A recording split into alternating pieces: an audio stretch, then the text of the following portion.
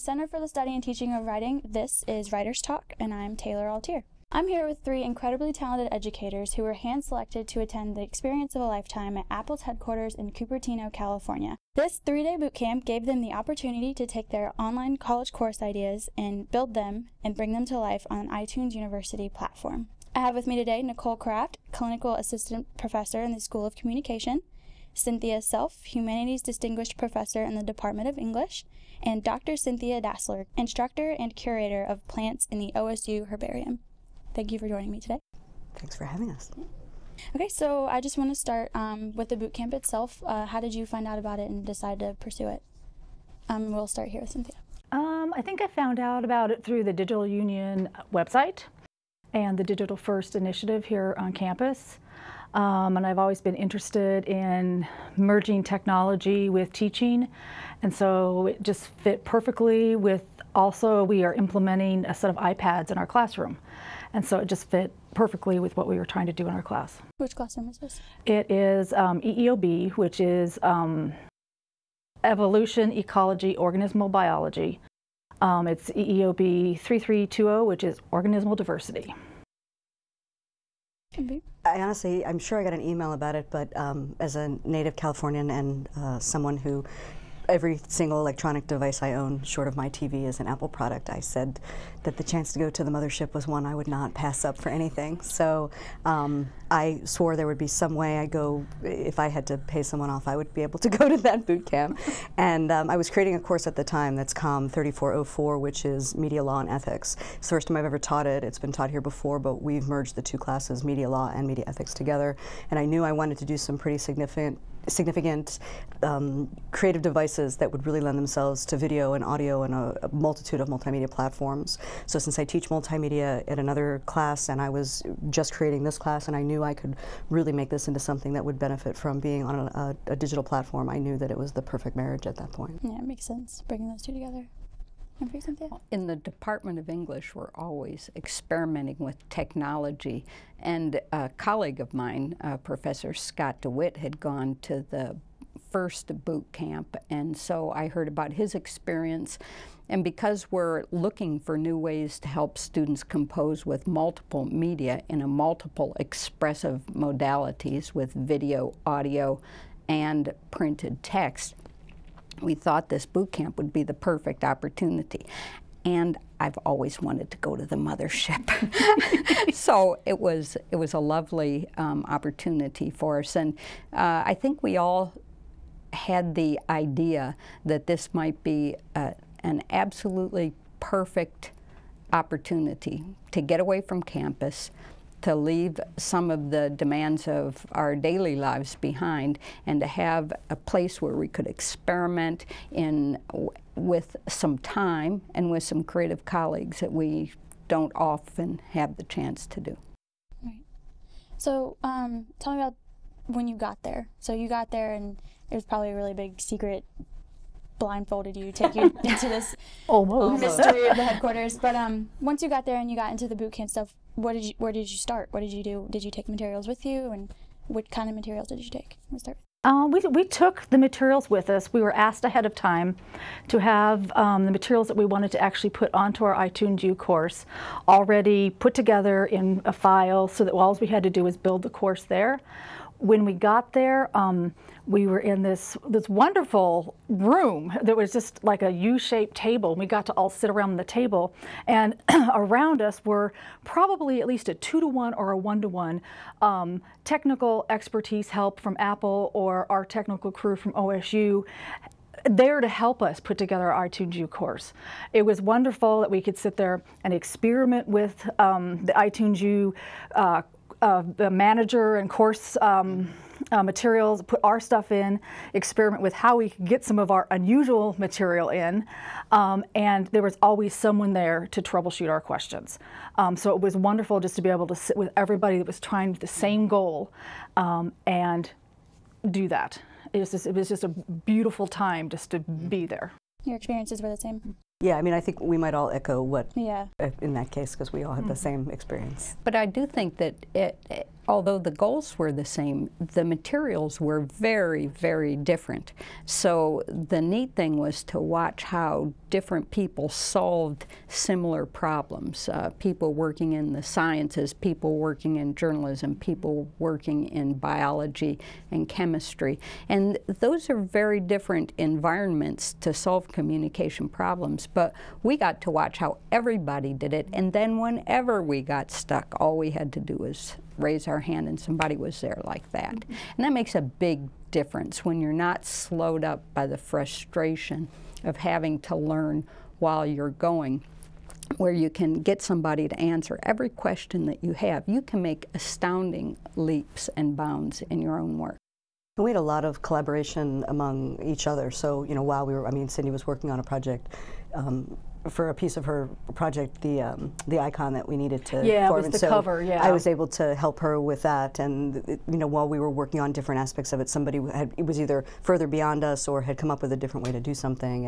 And you know, one of the most amazing experiences was we had questions about the iTunes platform itself. So the architect of the iTunes platform, the iTunes U platform, came in and basically interrogated us about how we were using the platform, what we liked about it, what we didn't. And by the time we got home, there were changes that were already made to the iTunes U platform because of suggestions that we had made. So, you know, in addition to the technical people that were around us, were some of the most high-level people at Apple who were dealing with the iTunes U platform, who kind of viewed us, viewed Ohio State in general as being the most progressive, and just kind of we were the poster child for what they hoped would happen with other universities. So they were very intrigued with how we were using the platform, how they could make the platform better for us, and to make sure that our courses got up in a way that was beneficial to all of us. And we took full advantage of them. I mean, it wasn't as if those people ever got a rest, because we were always asking for help. Nicole finished her course before we left. I finished my course before we left, and Cynthia. And I put my course up, and I'm still adding things to my course. Yes, I still find I am things too. that I want to continually add. So, I try to add something every week. Is that an easy process, just being able to put it live instantly? Well, it's an easy process to put things up. It's an important process, even more germane, I think, to the discussion, because you put materials up and anybody can access them. I think the open source, the open access nature of these materials is so important. The materials I put up in this online course for OSU are involve a project we call the Literacy Narratives of Black Columbus Communities. And that material is now available for everybody all over the world to look at and to use in collecting literacy narratives in their own neighborhood, in their own town, with populations of people they think are under-resourced or underserved. And that's a very powerful move, to be able to get things out there. I think more people have signed up for that one course online in 2 or 3 months than we ever had here at OSU. And I think that's a very powerful move. Which courses did you guys put online? Why did you decide to take those courses and put them on this platform? Or do they match better with being online, or how did you make that decision? We'll start. The reason I wanted to put my course online, mine is still private right now, that I'm actually testing it with my class now, and then I will pull parts of it out at the end of this semester and make it public. Some of the things that I put on mine are actually just for students in this class, and they really wouldn't be beneficial to the whole public. But what I've started to do is put supplemental material and things that the students cannot see in our classroom. I teach an organismal diversity classroom, and it's called a studio, where the students are in dissecting, actively learning the material with very little lecture. And a lot of what they're learning is what they see, what they dissect, what they touch, that type of thing. What I've put on the course are those things that they can't see because they're too small, or things that we don't have enough material of so that they can go beyond. I've put exercises on there for them to actually test their knowledge, as well as I have put background material because evolution is a course that is required, and so there's review material.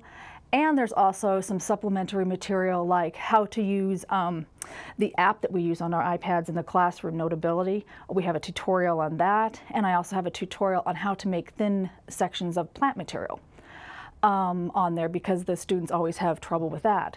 So having those resources accessible to the students helps them get through the class easier, better, and it also can help them go beyond the class material and see things that they couldn't see with the class material.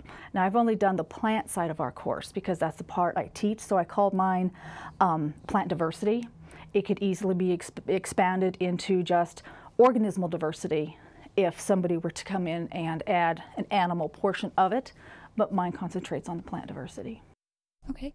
And with the media and law and ethics, do you have like a bunch of videos of court cases, or I have there's a lot of different things. It's pretty eclectic. So one of the big focuses that they had, and our arts and sciences technological crew was absolutely invaluable to me in gathering the materials before I went. So copyright's a big issue on these courses. You have to get permission to use the material that's not your own. So much of the precursor work that I did was gathering materials I wanted to, for each different section, and the model of my course follows the syllabus, but it's broken out into a variety of sections. So I separate the ethics aspect of things, I separate the law.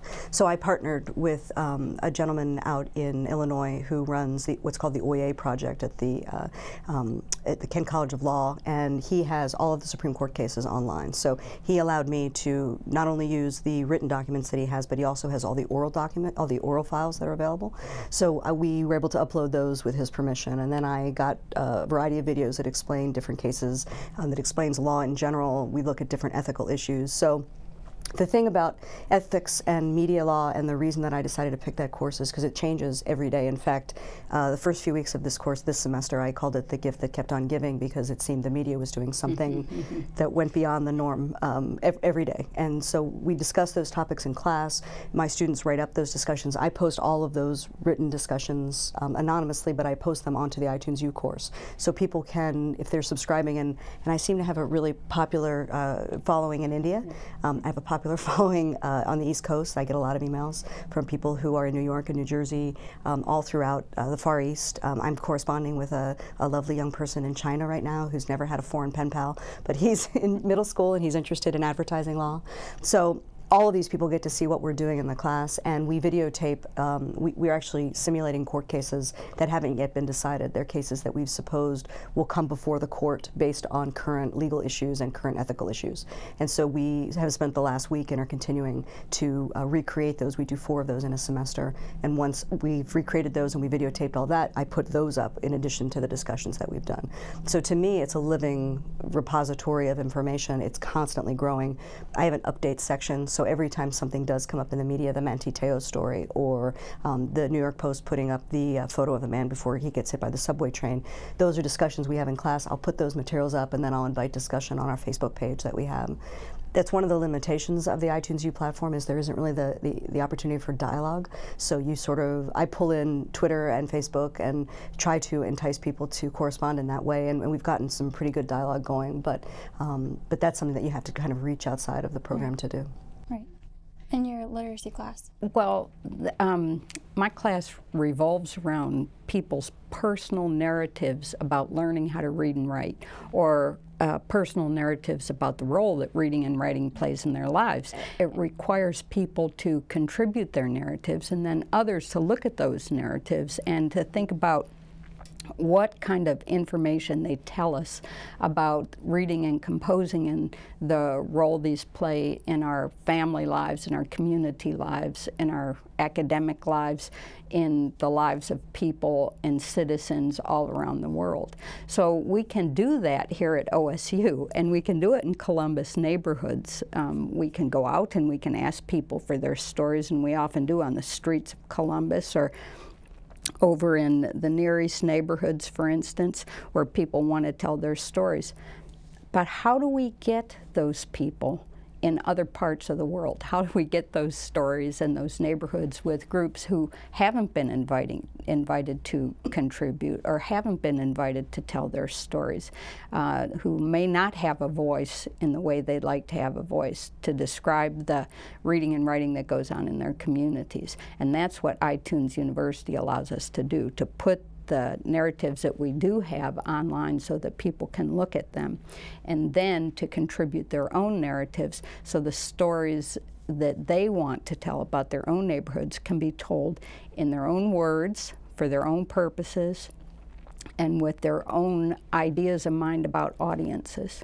And I think that's the power. It's an amplification, a multiplication of online repositories that allow people to access them in an open way.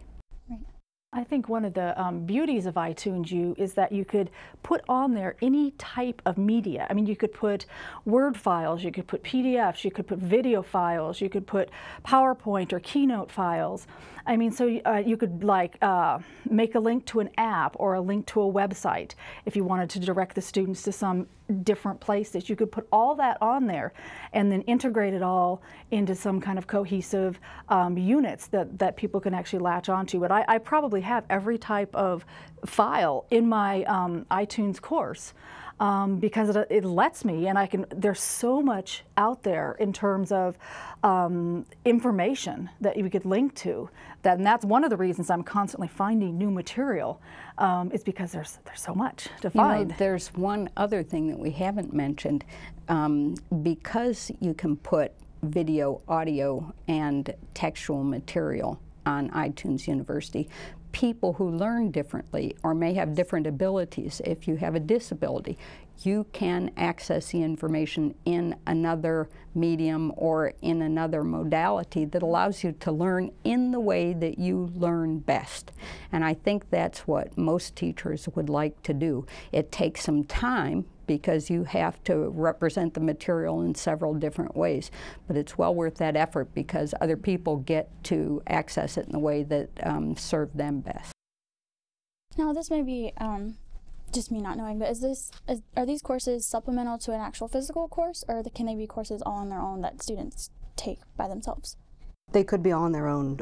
I think I speak for all of us that all of ours do augment or duplicate a course that we currently offer, and we don't. There's no credit involved here. There's no accountability to it. There's no assessment factor that goes into these courses. So it really is open discourse and open dialogue learning, and open source learning. So the goal for iTunes U is not monetization. It's more the pursuit of knowledge for knowledge's sake. You know, that's my favorite part of it. That's my favorite part of it. That, you know, no teacher likes to teach better than when you go into a classroom and students want to learn. Absolutely. For whatever reason. And sometimes students in college, you know, they think they have to learn, or they think I have to have 20 credits, so I better take a class and it's offered at 1 o'clock, so maybe I can take that one. They might not be interested in the particular material that you're teaching, or they may not know that yet. But in these courses, the only people who go to these courses online just want to learn. That's all they want to do. So there's nobody there who is not interested and motivated to learn. And that's a real gift to a teacher. Right. Now, as a student myself, I really enjoy asking questions, and I want to be able to have the opportunity to come to you face to face. So is there something like that? They'll be taking this course, and can they get in touch with you at any? They can get in touch with us. I mean, I put my personal email on the course. We had the option of doing that, or our technology people were very gracious in creating kind of a repository email so that they could filter out in case we felt like we'd be inundated with them. I mean, I probably get 5 emails a week from people who are involved in either involved in the course, want to take the course, or have some question related to law or ethics that they just want to talk to somebody about. I actually had one student who contacted me from the Far East who is applying to grad school here. Because she took the course and wanted to come and become part of our communication department. So I think the opportunity is there. It's not the easiest thing, and there's no real solicitation for response except for, hey, we invite you to email us, or we invite you to, as I mentioned, I use a Facebook page, and I do have people comment on that, but it's not nearly as, I have more than 12,000 people subscribed to my course. So considering the number of people I hear from, it's just a fraction of the number of people who are accessing the course. You know, it does remind you two things, both sides of the equation. It reminds you how privileged a position it is to be in a bricks and mortar institution and to be able to, you know, stroll on into your teacher's office and say, I need help, or raise your hand in class and to say something. But it also reminds you of, if you do not have that opportunity to be in a bricks and mortar classroom, if that's not possible, how cool is it to be able to actually participate in the same kind of course, or much the same kind of course, as students do in those institutions? And how neat is it to be able to do that, and then to write if you need to, or to be able to talk to other students who are doing the same kind of thing? I can't wait till they get like a Google Plus Hangouts, or, you know, Skype chat rooms associated with these iTunes University courses, something like that, so that you can do some of the face-to-face, because you miss a lot with that face-to-face that you could get in video or audio. But still, what a great opportunity. Right, that's the thing about it, is you have the traditional classroom setting where you can ask questions and you can interact with other students, and then but you have the differences, and for your students to be able to learn differently and everything, and putting it online is a lot more convenient and a lot better. So you could do it in your jammies. Right. You know, you don't have to take your jammies off and dress up to come to class. Right. And you can experience lots of different classes too. Yeah. You know, and they sort of go the gamut of classes and experience all the way from law and ethics to stories to biology, all, you know, with your jammies on. Yeah.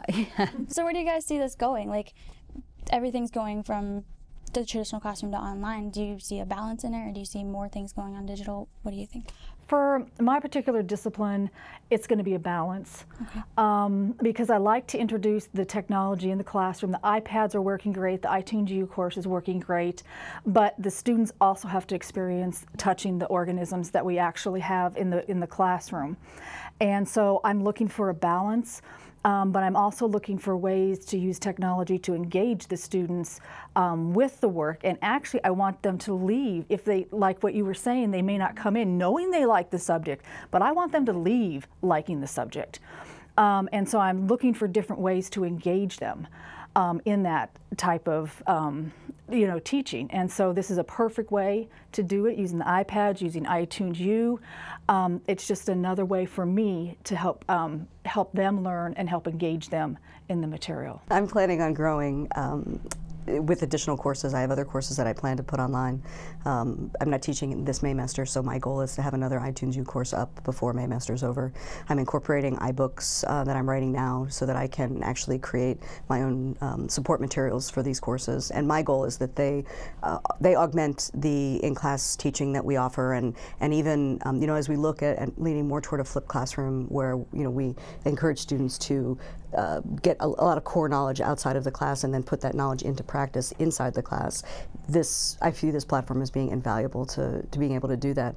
You know, in addition, the connectivity that I have to colleagues that I had never even met before, who are now some of my best friends in the world. I mean, Cindy and I are already working on looking at another one of the MOOCs, the massive online open courses, how that can be facilitated with writing. She has a grant and she's willing to share the information because I teach writing. So, you know, we started working together because we met each other at iTunes U, and we spent a concentrated 3 days together and realized that we have so much in common and so much connectivity. I mean, I made lifelong colleagues, but more than that, lifelong friends at that iTunes U event.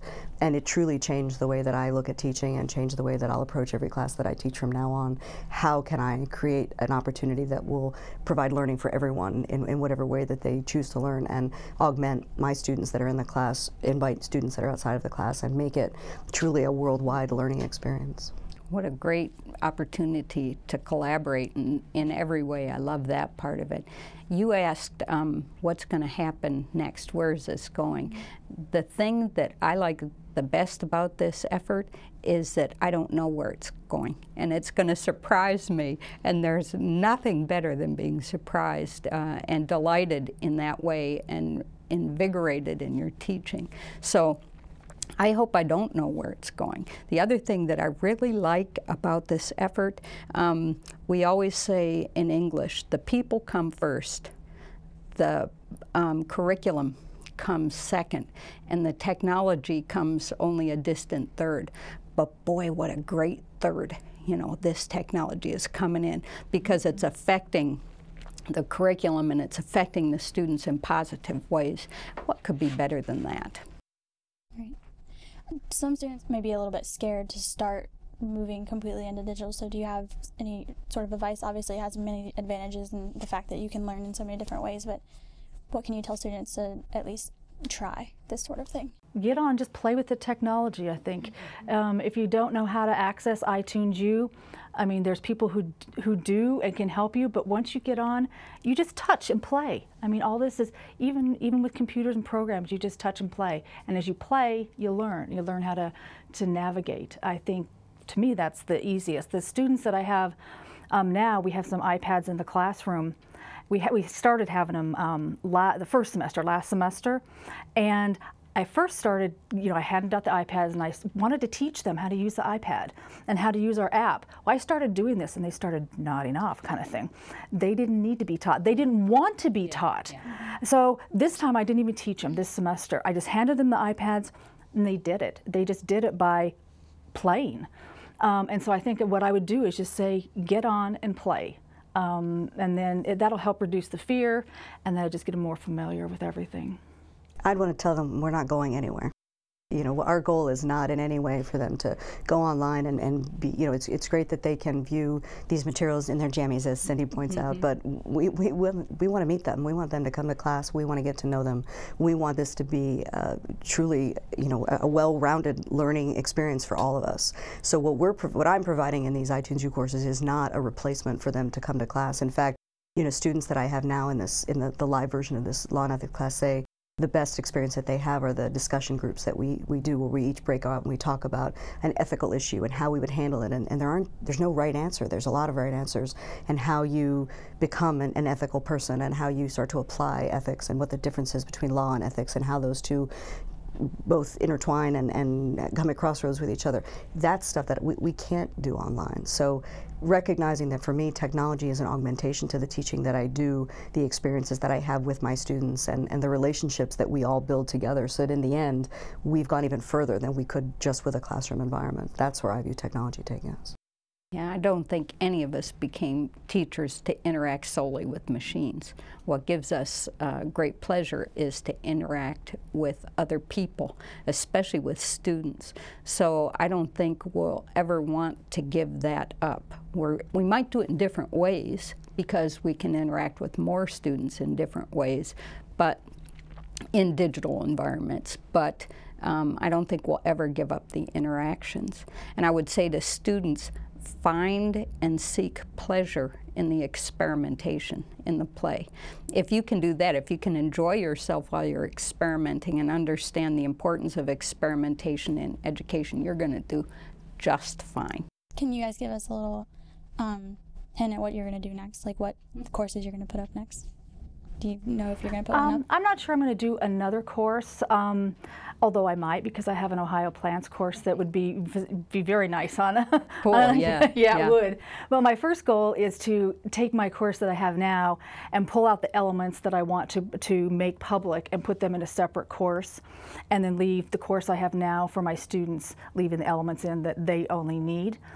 And the other thing I really hope to do is learn how to make an iBook, because the iBook itself has so many interactive qualities that to put some of the material in an iBook and then put that into the iTunes U course as a resource would just be fantastic to see them be able to interact with something like that. So I'm going to take it one step at a time. Ohio Plants would be a very cool course on iTunes U, but we'll get there after I do this one. How about you? I plan to have magazine writing birthed by the end of May. Yeah. So I'd go for that one. Thank you. So I'm really excited about the opportunities that that's going to provide, and just to give people, you know, Writing is such an amazing experience for everyone, and anyone can do it. So to be able to give people some sort of nudge in a direction that will hopefully, you know, make them recognize that they have with just a little bit of training, they can have the skills that they need to go and really try to create worthwhile projects that they're proud of. That's my goal for that. So I'm also creating iTunes U books that will augment that on interviewing. So that's something that will transcend a variety of courses that I offer. But I plan, hopefully by the end of summer, to have at least 2 other courses that are up in iTunes U. What kind of content will be on that magazine course? Like, kind of outlining what the difference is between magazine writing and other academic writing and other forms of news writing that we do, understanding what makes magazine articles, understanding how interviews differ when you're working in long form rather than short form, where the resources come from. So really we'll break down the magazine process as we do in the class, from how do you develop story ideas, how do you find a magazine that would fit with, how would you successfully pitch that magazine, because I'm all about making, everything I do is a skills-based course pretty much, so I would like people to leave those courses knowing how to do something when they're done. So not only how to come up with the ideas and craft those ideas, but how they might actually pitch those to magazines, and if there's a God, they'll get published. And that's what I think every day with my writing. Yeah. It will happen. I'm involved with a team in English for doing a massively open online course, a MOOC, for second-level writing. It's called Writing Rhetorically.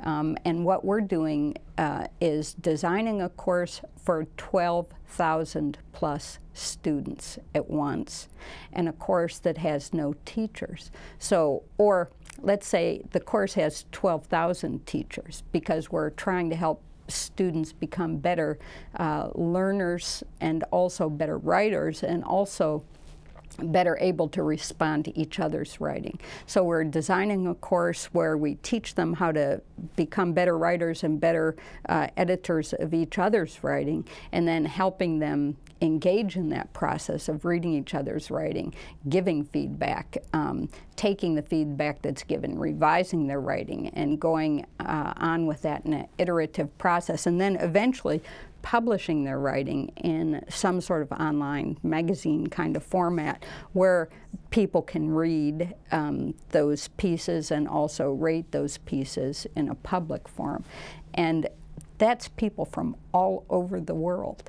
I mean, speakers of English as a second, third, fourth, fifth language are trying this course out because it's an opportunity for them to experience what U.S. education is. And also it's an opportunity for us to think about what the world wants to know about the way we teach writing in this country, so we can open up our own minds and hearts in the process. Great. Well, it sounds like you guys are doing really great things, and I can't wait to see a lot of these courses and see where this actually takes the technology in itself. So thank you for talking to us about the boot camp. thanks for having us. Thanks. Thank you. Thank you. From the Center for the Study and Teaching of Writing, this is Writers Talk, and I'm Taylor Altier.